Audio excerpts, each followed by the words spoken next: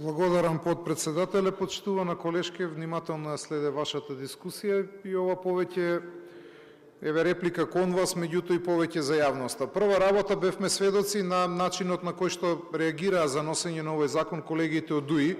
Не знам дали се запрашувате зошто ДУИ толку многу го брани вашето право вие да предложите двајца технички и тројца дополнителни заменици министри. Бидејќи тие нема да предложат. СДСМ треба да предложи.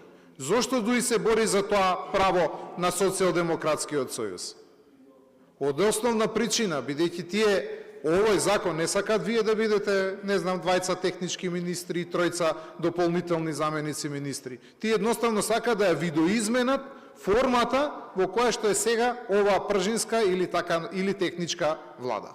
Оваа техничка влада, почитувана колешке, може би имаше смисла тамо во 2016 година, особено бидејќи тогашните двајца колеги се присутни, се дел од пратеничкиот состав на Социјалдемократскиот сојуз, едниот беше технички министер, другиот дополнителен заменик министер, може би имаше смисла бидејќи се провлече времето, па година дена остана на позициите. Сега да и кажеме на јавноста, навистина е смешно кога ќе ставите особено дополнителен заменик министер 3 месеци.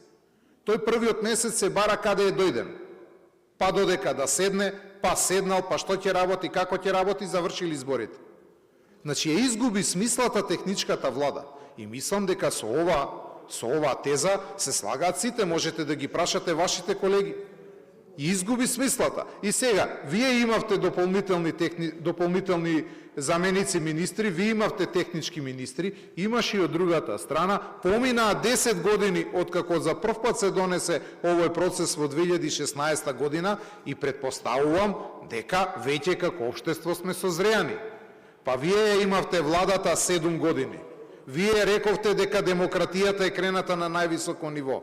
Па ако е демократијата крената на највисоко ниво и ако ние сме созреале како општество, не ли е време ваквите механизми кои што се крајно противуставни, како што беа СЈО и како што беа техничката влада и беа донесени во едно инцидентно време, не ли е крајно време да ги укинеме и повеќе да не постојат? СЈО заврши онака како што заврши, крајно време е да заврши и оваа техничка влада, бидејќи повеќе ја нема смислата. Да не биде дека владата и владеачкото мнозинство едноставно укинуваат нешто за кое што вие си го рачунате како ваше право и дека треба да го имате, еве нека биде после од понаредните парламентарни избори. За наредните парламентарни избори повторно ќе си имате технички министри, ќе имате дополнителни технички министри, победете на избори, еве ќе немаме ние. Благодарам.